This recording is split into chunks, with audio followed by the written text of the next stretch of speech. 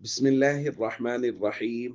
عن أبي هريرة رضي الله تعالى عنه عن النبي صلى الله عليه وسلم قال: إن الله يحب العطاس ويكره التثاؤب، فإذا عطس فحمد الله فحق على كل مسلم سمعه أن يشمته. الحديث رواه البخاري۔ नबी करीम सल्लल्लाहु अलैहि वसल्लम ने इरशाद फरमाया, अल्लाह ताला छींक को पसंद करता है और जमाई को नापसंद करता है। इसलिए जब तुम में से कोई शख्स छींके और अल्हम्दुलिल्लाह कहे, तो हर मुसलमान पर जो उस अल्हम्दुलिल्लाह को सुने, हक है कि उसका जवाब यरहमुकल्लाह से दे।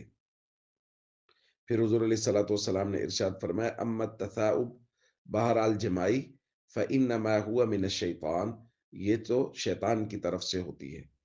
फलियरुद्दहु मस्तताअ, इंसान जितना हो सके इसको रोक के रखे, यानी जमाई ना ले।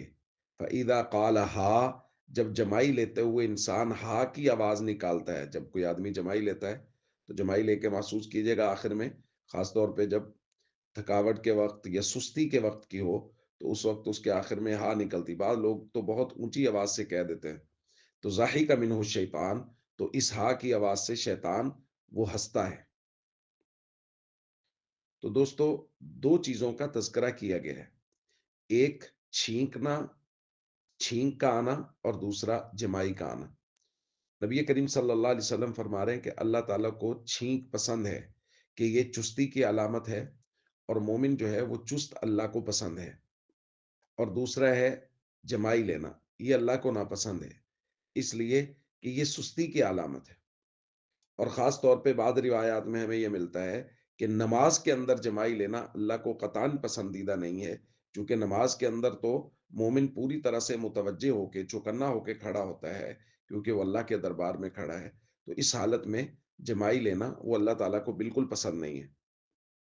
और ख़ास तौर पे ये कहा गया कि जब कोई आदमी जमाई लेते हुए हा की आवाज़ निकालता है, और बाद रिवायात में हा की आवाज़ का तज़किरा नहीं है, बस जब भी कोई आदमी जमाई लेता है तो शैतान उससे हँसता है।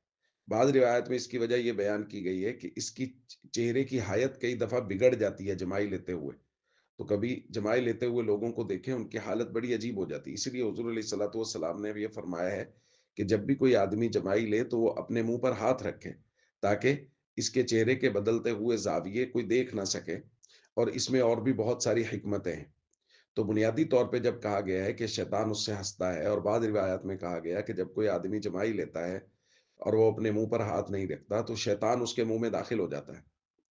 अब शैतान उसके मुँह में जो दाखिल होता है, इससे मुराद ये है कि शैतान उस पे काबू पा लेता है, चूँकि उसने अल्लाह का हुक्म नहीं माना। अल्लाह का हुक्म ये था कि जब जमाई आए उसको रोकने की कोशिश करे। अगर रोक ना सके तो कम से कम चेहरे पे हाथ रखे। इसने हाथ भी नहीं रखा, उसको रोकने भी की कोशिश भी नहीं की। तो अब शैतान इस पे मुसल्लत हो रहा है। इसको ताबीर किया गया है शैतान के मुँह में दाखिल होने से। तो इसलिए हम सबको चाहिए इन आदाब का ख़्याल करें। अगर छींक आए तो उसके आदाब मज़ीद भी इंशाअल्लाह बयान किए जाएँगे।